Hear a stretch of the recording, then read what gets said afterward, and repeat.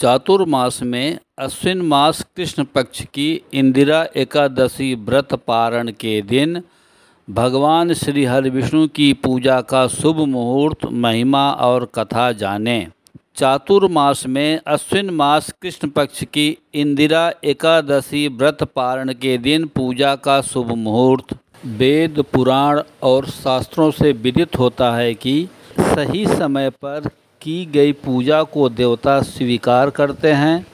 अन्य समय में की गई पूजा का लाभ नहीं मिल पाता, क्योंकि देवता उन प्रार्थनाओं को स्वीकार नहीं करते। दिन में पूजा का समय सुबह ब्रह्म मुहूर्त में 4:30 से 5 बजे के बीच, दूसरी पूजा सुबह 9 बजे, तीसरी पूजा दोपहर 12 बजे तक, चौथी पूजा शाम 4 से 6 बजे के बीच और पांचवी पूजा रात के 9 बजे से पहले करनी चाहिए। दोपहर के समय पूजा करना फलदायी नहीं होता है, क्योंकि यह नारायण का समय होता है जब व्यक्ति पितरों को तर्पण करता है। शाम 5 बजे के बाद दीपक जलाकर पूजा कर सकते हैं। योग और ध्यान सिद्धांत अनुसार शरीर में सुषुम्ना नाड़ी जब चल रही हो उसी समय पूजा पाठ करना चाहिए। दिन में सुषुम्ना नाड़ी का प्रवाह कई समय होता है, परंतु जब सूर्य उदित हो रहे हों और चंद्रमा अस्त हो रहे हों, अर्थात ब्रह्म मुहूर्त हो और चंद्रमा उदित हो रहे हों और सूर्य अस्त हो रहे हों, अर्थात गोधूल बेला के समय शरीर में सुषुम्ना नाड़ी का प्रवाह होता है। इसी समय पूजा पाठ करना उचित होता है और शुभ फल प्राप्त होता है। समय की तरह तिथि का विशेष महत्व है। तिथि अनुसार देवताओं की पूजा विधान है। मानव शरीर के अंगों पर अलग अलग देवताओं का आधिपत्य होता है। मन और बुद्धि पर भगवान विष्णु का आधिपत्य होता है। प्रत्येक मास के कृष्ण और शुक्ल दोनों पक्षों की एकादशी तिथि पर भगवान विष्णु के निमित्त व्रत रख कर पूजा आराधना से मन पर नियंत्रण किया जाता है। ब्रह्मांड के सौरमंडल में उपस्थित ग्रहों की सूर्य की सतत परिक्रमा करने के कारण अमावस्या तिथि और पूर्णिमा तिथि को क्रमशः सूर्य और चंद्रमा का प्रभाव पृथ्वी पर अधिक होने के कारण वायुमंडलीय दबाव ज़्यादा हो जाता है और उसके बाद घटते क्रम में एकादशी तिथि को वायुमंडलीय दबाव सबसे कम हो जाता है, जिसकी अनुभूति पृथ्वी पर उपस्थित जल स्रोत जैसे नदियों और समुद्रों में उठने वाले उग्र और अधिक ऊंचाई की लहरें, जिसे ज्वार भाटा के नाम से जाना जाता है, किया जाता है। उसी तरह मानव की आत्मा और मन भी प्रभावित होता है। मानव जो कुछ भी खाता पीता है उसकी अनुभूति उसके मनमय कोश द्वारा चौथे दिन हो पाता है। इसलिए एकादशी तिथि के दिन अधिक जल तत्व वाले भोज्य पदार्थ जैसे चावल और नमकीन युक्त भोजन ग्रहण करने के बजाय फल को ग्रहण करते हैं। इसी तरह चातुर्मास, जिसकी काल गणना आषाढ़ मास शुक्ल पक्ष की एकादशी से कार्तिक मास शुक्ल पक्ष की एकादशी तक होता है, के दौरान भगवान विष्णु की पूजा आराधना का विशेष महत्व है। इस दौरान भगवान विष्णु क्षीर सागर में अनंत शेष पर लेटे हुए योग निद्रा में रहते हैं, जो एकता, जागरूकता और पारलौकिकता की निद्रा है, जहाँ चेतना एकाग्र हो जाती है। यह ब्रह्मांडीय संतुलन की एक सक्रिय अवस्था है। इस अवस्था में वे एक ब्रह्मांडीय चक्र कल्प के अंत में सृष्टि को अपने में समाहित कर लेते हैं, लेकिन अगले चक्र के प्रति पूर्णतः जागरूक रहते हैं। उनका चित्त और शुद्ध चेतना जागृत रहती है। पोषण और संरक्षण करना कभी नहीं छोड़ते, जिससे ब्रह्मांडीय व्यवस्था बनी रहती है। विष्णु की नाभि से कमल प्रकट होता है, जिस पर ब्रह्मा ब्रह्मांड की रचना के लिए जन्म लेते हैं। यह कल्पना इस बात का प्रतीक है कि उनकी विश्राम अवस्था में ही समस्त कर्मों के बीज बोए जाते हैं। मांडूक्य उपनिषद में आत्मा को जागृत, स्वप्न और सुषुप्ति से परे बताया गया है। विष्णु भी इस चतुर्थ अवस्था, तुरीय अवस्था के प्रतीक हैं। उनकी योग निद्रा इसी अवस्था की ब्रह्मांडीय समतुल्य है। न जागृत, न स्वप्न, न अचेतन निद्रा, बल्कि पूर्ण सर्वव्यापी चेतना, जो इन तीनों को समाहित करती है। भगवान विष्णु के नामों में से एक प्रमुख नाम वैश्वानर है। मांडूक्य उपनिषद में वैश्वानर को आत्मा के 4 पहलुओं में से जागृत अवस्था आत्मा का एक सार्वभौमिक रूप है, और पुराणों में इसी अग्नि के तेज होने पर इसे जागृत अवस्था में और मंद होने पर इसे ही सुप्त अवस्था के तौर पर वर्णन किया गया है। यहीं से देवसैनी अर्थात 4 महीने के लिए भगवान विष्णु के योग निद्रा की धारणा है। भगवान विष्णु को यह नाम विश्व और अनर के संयुक्त रूप से पिता या स्वामी होने के तौर पर मिला है। अनर का अर्थ होता है वायु, इसलिए प्राण वायु विष्णु ही हैं और वही वैश्वानर भी हैं। सृष्टि में भगवान विष्णु सो गए, यानी शरीर में अग्नि मंद हो गई।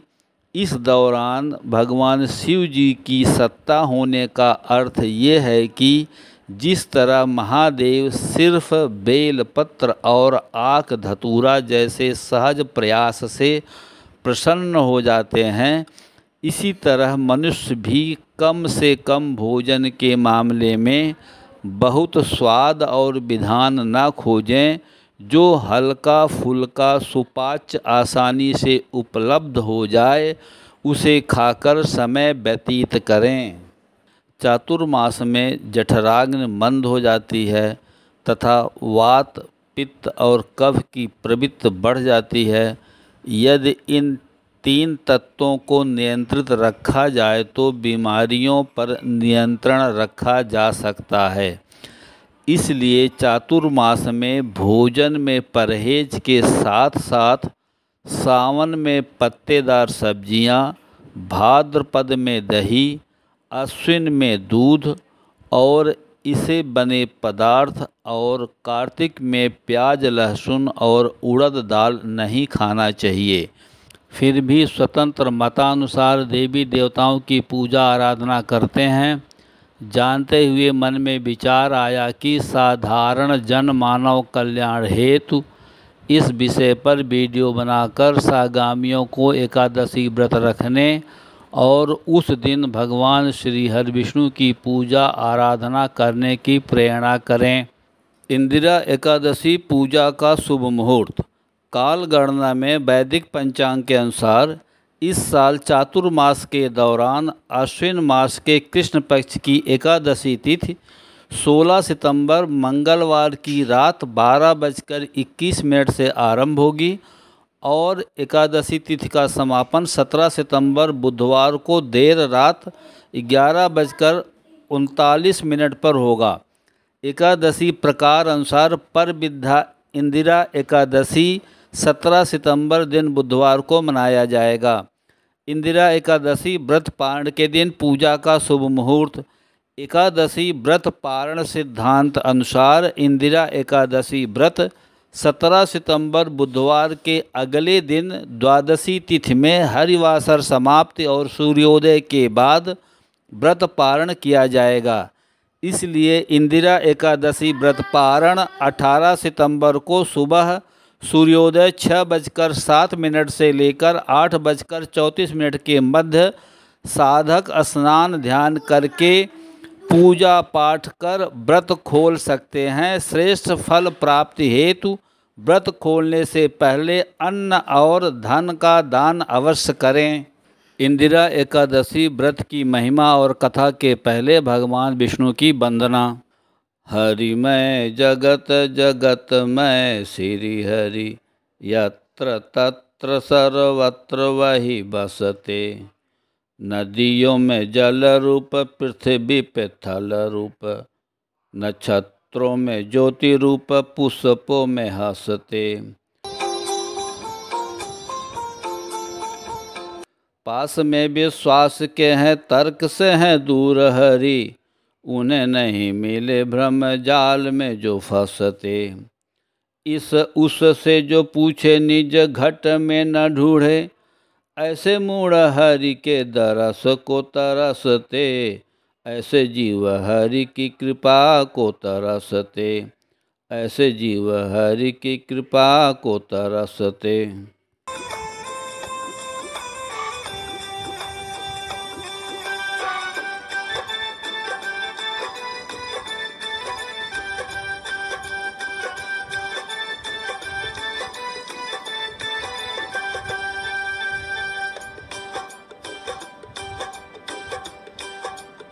श्रीमन्नारायण नारायण नारायण, श्रीमन्नारायण नारायण नारायण।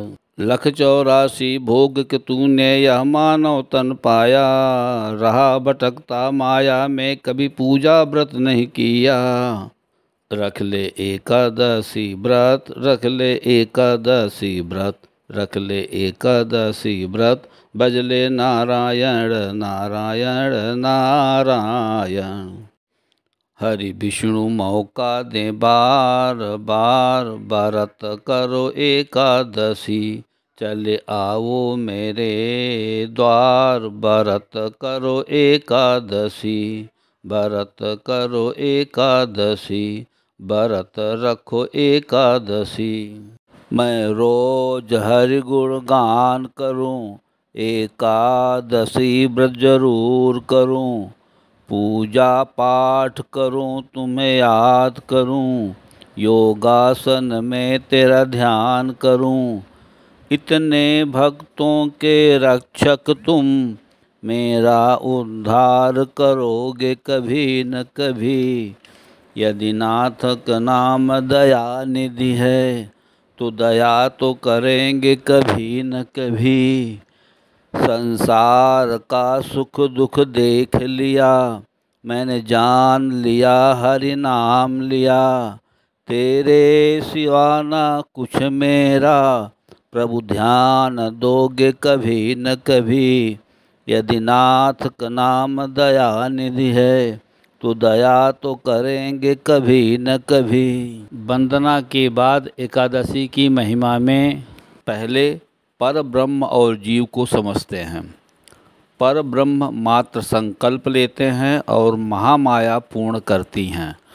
पर ब्रह्म की लीला में पर ब्रह्म के एक से अनेक होने के संकल्प की पूर्ति में असंख्य जीवात्माएं पर ब्रह्म से अलग होकर इच्छा पूर्ति और उसके अनुरूप कर्म करने के लिए भूलोक में आकर कर्म योनि धारण करती हैं।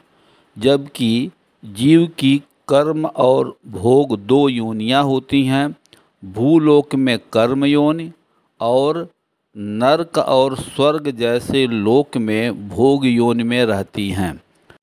जीवात्मा किसी भी योनि में हो, उस योनि का शरीर 3 निकायों, पहला स्थूल शरीर, दूसरा सूक्ष्म शरीर और तीसरा कारण शरीर और 5 आवरणों या परतों या कोषों, पहला अन्नमय कोष, दूसरा प्राणमय कोष, तीसरा मनोमय कोष, चौथा विज्ञानमय कोष और 5वां आनंदमय कोष से मिलकर बना होता है। कारण शरीर केवल सूक्ष्म शरीर और स्थूल शरीर का बीज है। सूक्ष्म शरीर मन और ऊर्जा का शरीर है जो भौतिक शरीर को जीवित रखता है। कारण शरीर के साथ यह देहांतर करने वाली आत्मा या जीव है जो मृत्यु पर स्थूल शरीर से अलग हो जाता है और सूक्ष्म शरीर में रहता है। अतः जीवात्मा सदैव सूक्ष्म से स्थूल और स्थूल से सूक्ष्म में रहता है। जीव जब तक स्थूल शरीर में रहता है तब तक उसके भरण पोषण के लिए व्यायाम और भौतिक पदार्थों की आवश्यकता पड़ती है। इसलिए जीव को भौतिक पदार्थों के उपयोग और उनसे मिलने वाले सुख दुख की अनुभूति का आवश्यकता अनुसार त्याग और जप तप व्रत उपवास और ध्यान की आदत डाल लेना चाहिए। जब भगवान ने सभी जीवात्माओं की इच्छा पूर्ति के लिए कर्म क्षेत्र अर्थात भौतिक जगत अथवा भूलोक और कर्म यौन प्राणियों की रचना किया तो उसी के साथ साथ अनेक प्रकार के पापों का भी जन्म हुआ। उन पापों से एक पाप पुरुष की रचना हुई।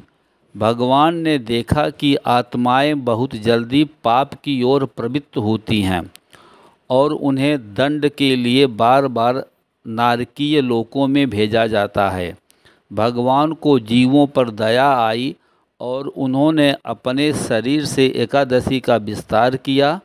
जीव एकादशी का व्रत रखने लगे और पापों से मुक्ति पाने लगे। इस पर क्रोधित पाप पुरुष भगवान के पास गया और बोला, आपने मुझे बनाया है, लेकिन एकादशी के प्रभाव से मैं अपना कर्तव्य करने में असमर्थ हूँ। भगवान ने उत्तर दिया, यदि ऐसा है तो मैं तुम्हें प्रत्येक एकादशी को अन्न में प्रवेश करने का आदेश देता हूँ। इससे तुम्हारा अस्तित्व बच जाएगा। इसलिए यदि हम एकादशी का व्रत रखते हैं तो हम उन सभी पापों से बच जाते हैं जो हमें एकादशी के दिन अन्न खाने से मिलता है। एकादशी की महिमा जानने के बाद पितृपक्ष में पड़ने वाली इंदिरा एकादशी की महिमा में इंदिरा एकादशी के दिन व्रत रखने और भगवान श्री हरि विष्णु नारायण की पूजा आराधना और ध्यान करते हुए रात्रि जागरण करने से व्यक्ति द्वारा जाने अनजाने में किए गए समस्त पाप नष्ट हो जाते हैं। साथ ही साधक को मृत्यु उपरांत उच्च लोक वैकुंठ में स्थान मिलता है। इस दिन श्राद्ध तर्पण और पिंडदान करने से पितरों को अधोगति से मुक्ति मिलती है। उनको यमलोक की यातनाएं नहीं सहन करनी पड़ती हैं। मोक्ष के साथ विष्णु लोक में स्थान मिलता है। इंदिरा एकादशी व्रत कथा। भगवान श्री कृष्ण ने धर्मराज युधिष्ठिर को उनके आग्रह और विनम्र निवेदन पर अश्विनी मास कृष्ण पक्ष अर्थात पितृपक्ष की एकादशी को इंदिरा एकादशी बतलाते हुए कहा कि हे राजन, पूर्व काल की बात है, सतयुग में इंद्रसेन नाम से विख्यात राजकुमार थे जो अब महिष्मतीपुरी के राजा होकर धर्मपूर्वक प्रजा का पालन करते थे। उनका यश सब ओर फैल चुका था। राजा इंद्रसेन भगवान विष्णु की भक्ति में तत्पर गोविंद मोक्षदायक नामों का जप करते हुए समय व्यतीत करते थे और विधिपूर्वक अध्यात्म तत्व के चिंतन में संलग्न रहते थे। एक दिन राजा राजसभा में सुखपूर्वक बैठे हुए थे। इतने में ही देवर्षि नारद आकाश से उतरकर वहां आ पहुँचे। उन्हें आया देख राजा हाथ जोड़कर खड़े हो गए और विधिपूर्वक पूजन करके उन्हें आसन पर बिठाया। इसके बाद वे इस प्रकार बोले, मुनिश्रेष्ठ, आपकी कृपा से मेरी सर्वथा कुशल है। आज आपके दर्शन से मेरी संपूर्ण यज्ञ क्रियाएं सफल हो गईं। देवर्षि, अपने आगमन का कारण बताकर मुझ पर कृपा करें। नारद जी ने कहा, नृपश्रेष्ठ, मेरे ब्रह्मलोक से यमलोक में आने पर श्रेष्ठ आसन पर विराजमान यमराज ने मेरी भक्तपूर्वक पूजा की। उस समय यमराज की सभा में मैंने तुम्हारे पिता को भी देखा। वे व्रत भंग के दोष से वहाँ आए थे। राजन, उन्होंने तुमसे कहने के लिए एक संदेश दिया है, उसे सुनो। संदेश: बेटा, मुझे इंदिरा के व्रत का पुण्य देकर स्वर्ग में भेजो। उनका यह संदेश लेकर मैं तुम्हारे पास आया हूँ। राजन, अपने पिता को स्वर्गलोक की प्राप्त कराने के लिए इंदिरा एकादशी का व्रत करो। राजा ने पूछा, मुनिश्रेष्ठ, कृपा करके इंदिरा का व्रत बताइए। किस पक्ष में, किस तिथि को और किस विधि से उसका व्रत करना चाहिए? राजेंद्र, सुनो, मैं तुम्हें इस सर्वथा कुशल व्रत की शुभ कारक विधि बतलाता हूँ। अश्विन मास कृष्ण पक्ष में दशमी के उत्तम दिन को श्रद्धा युक्त चित्त से प्रातः काल स्नान करें। फिर मध्याह्न काल में स्नान कर एकाग्रचित्त हो एक समय भोजन करें तथा रात्र में भूमि पर सोएं। रात्र के अंत में निर्मल प्रभात होने पर एकादशी के दिन दातुन करके मुँह धोएं। उसके बाद भक्ति भाव से निप्रांकित मंत्र पढ़ते हुए उपवास का नियम ग्रहण करें। अद्य स्थित्वा निराहारः सर्वभोग विवर्जितः शोभोक्षये पुंडरीकाक्ष शरणं मे भव अच्युत। कमल नयन भगवान नारायण, आज मैं सब भोगों से अलग हो निराहार रहकर कल भोजन करूँगा। अच्युत, आप मुझे शरण दें। इस प्रकार नियम करके मध्याह्न काल में पितरों की प्रसन्नता के लिए सालग्राम शिला के सम्मुख विधिपूर्वक श्राद्ध करें तथा दक्षिणा से ब्राह्मणों का सत्कार करके उन्हें भोजन करावें। पितरों को दिए हुए अन्नमय पिंड को सूंघ कर विद्वान पुरुष गाय को खिला दें। फिर धूप और गंध आदि से भगवान हविकेश का पूजन करके रात्र में उनके समीप जागरण करें। तत्पश्चात सवेरा होने पर द्वादशी के दिन हरिवासर समाप्त होने के बाद पुनः भक्तिपूर्वक श्री हरि की पूजा करें। उसके बाद ब्राह्मणों को भोजन कराकर भाई, बंधु, नाती और पुत्र आदि के साथ स्वयं मौन होकर भोजन करें। राजन, इस विधि से आलस्य रहित होकर तुम इंदिरा एकादशी का व्रत करो। इससे तुम्हारे पितर भगवान विष्णु के बैकुंठ धाम में चले जाएंगे।